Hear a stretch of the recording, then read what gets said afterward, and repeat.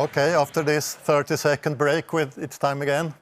And now I think in the program it says a workshop about impact innovation. I think that's a little bit bigger promise than we should deliver. I think it's more of an information about this program, and we really like to have your feedback on our ideas and thoughts. And please, it's the most important part after our presentation. Please talk to us and give your views about this and how we can make it better in the future. So I will start a little bit by, it's me, Mats Lundin, Melinda from RISE, and also Boel Wadman from RISE, so I should speak about that. And of course, I said, we concentrate on the application that we work mostly intense with regarding the future manufacturing. But just a few words of this impact innovation. You can say it's a bit of the next generation strategic innovation program. And I know many of you work within the existing strategic programs, especially Production 2030, which are very closely connected to the manufacturing, of course, the automotive and production industry. But I would say also a number of other strategic programs like lighter, metallic materials, PIA, resource and so on, are also very involved within the manufacturing sector, so to speak. But this is a joint call from the funders Vinnova, in Swedish, Energimyndigheten and Formas, who work together in this. And it's quite a lot of money, we should say, that they like to spend on different topics that we will describe here. And I mentioned in the start here, it's a little bit similar to the strategic innovation programs that run right now and has done so for about 10 years. The big difference is that the funders had said that the societal level, so to speak, the social impact and so on the results, it's much more emphasized here than it is in the present strategic programs, which is more focusing on different technology areas and sectors and so on. So there is a difference. But if you look at the tools we should make and the tasks we should solve, then it's, I would say, quite similar to the existing strategic programs. This is a little bit about the structure of the program. It's a little bit 3 topics. It's attractive and well-functioning communities, good and equal health, but most closely connected maybe to us here in the room, it is production, consumption, and value change within the boundaries of the planet. And that's maybe the area that we focus in upon. And the call right now is to make applications to form program offices to run this type of programs in about, I would say, the same way as the strategic programs are run right now. So there is certainly a similarity there. So I think I'm leaving the word to you, Melinda. And this is also a big difference, I would say. It's very much mission-driven, and I give it to you to explain what we mean by mission-driven. Please. Yes, Melinda, I work at RISE, and that was mentioned in the beginning. And I actually work a lot with designerly methods for societal transformation in different ways. And of course, then mission is quite common in our work every day. But a mission is a quite bold, ambitious, and time-bound, measurable goal. And it's a transition goal to achieve bigger transformation in society. And it also is, or Vinnova's thought about this, I guess, is to accelerate the sustainable transformation in society. So that's quite huge, quite large words. But it's also like bringing this down to concrete things and creating this transition in society. And we need to be able to take that elevator, zooming out, seeing what needs to be done, and zooming in and doing things that will achieve this transformation in society. And Vinnova is quite clear that we need to have a system approach on different things. We can't work in our silos. We need to look broader at the different tasks that we need to solve in society. So we need to look at methods, techniques, products and processes, of course. And I think that that's maybe one of the areas that we are quite common to work on in this area. But we also are quite used to working with business models. But here we need to tweak it a bit to even support structures and infrastructure that are enabling transformation. And we have to look more into what kind of policies and regulation we need to shift. And that is also up to this future impact innovation to create bigger demands on the policymakers and the regulations. And then we have the culture, the value, the norms, the behavior. I really liked the presentation earlier here today when you presented the circular car. Like getting people in the room and actually discussing is so important to navigate through the values and the norms that are hindering us from taking these big steps. One thing that came out from the utvärdering? Evaluation? The evaluation of the earlier projects is that they want us to be even more international than the previous strategic innovation programs has been. So the international cutting-edge research is really important in the upcoming impact innovation. And of course, then also mobilizing cross-border actor networks. So there are a lot of systems, and it's not like we can choose one and work with that. We have to work with all 7. So that is quite a challenge for the upcoming. I think that the message is you have to be bold. Yes. If you compare to the mission, 0 death in traffic, for example, or put a man on the moon by 1970 and so on, we should find the same mission here in some way. So. Yeah, very good point. And the practical things then, it's a 10-year program, or 5+5. You will be evaluated after 5 years. And the call is actually for setting up the program office. And then the program office have reserved funding for 50 to 150 million a year that they can give out in project funding in different ways to reach the missions, or project funding, or how we will solve that. Another very important thing is to mobilize the actors in the system. And avsiktsförklaring. What's that in English? I don't know. Declaration of intent. Letter of intent. Declaration. Declaration, yeah. That is very important from the funder's perspective. How can we engage? How can we tell the Vinnova and Formas, etc., that we are collaborating and how we will collaborating? That is a strong piece in the application.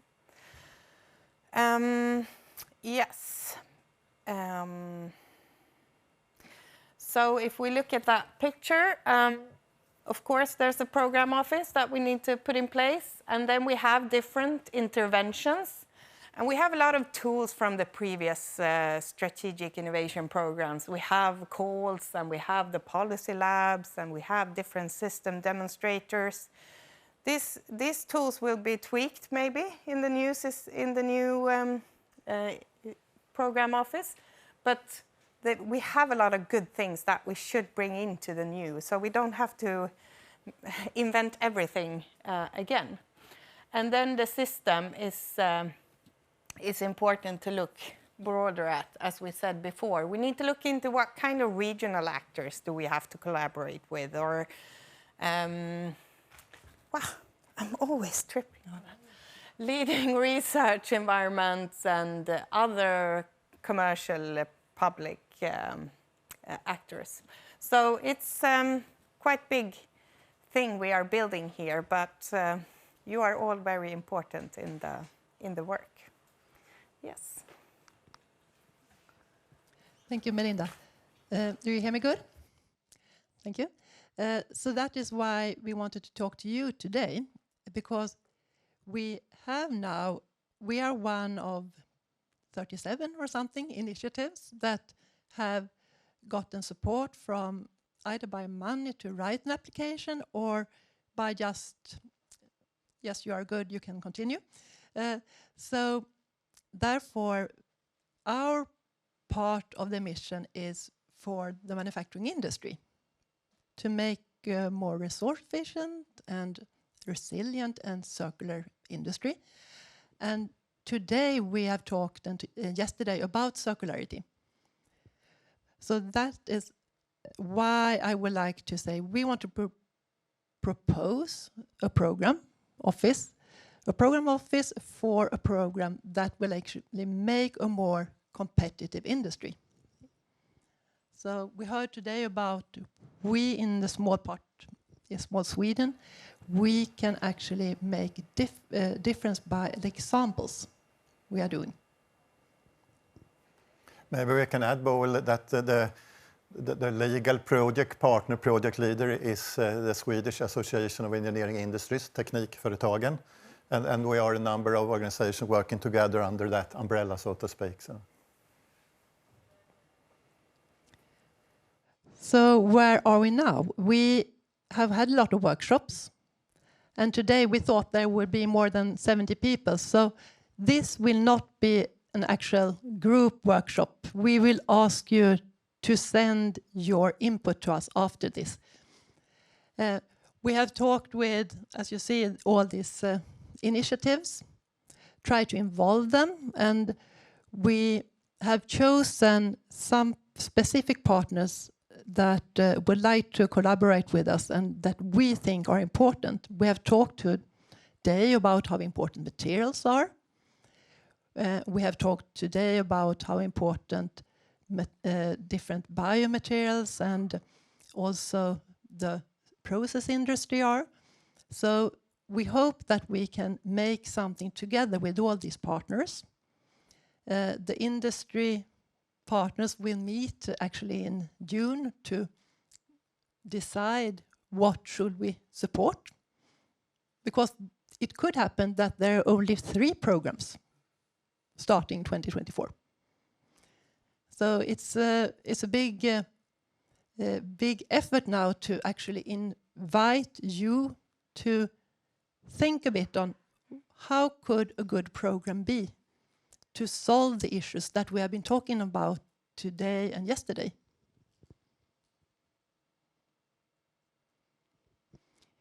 So I will also now invite Johan Svenningstorp, and we have worked together in a work package where you and industry and research society has discussed what can a good mission be for the whole Swedish industry.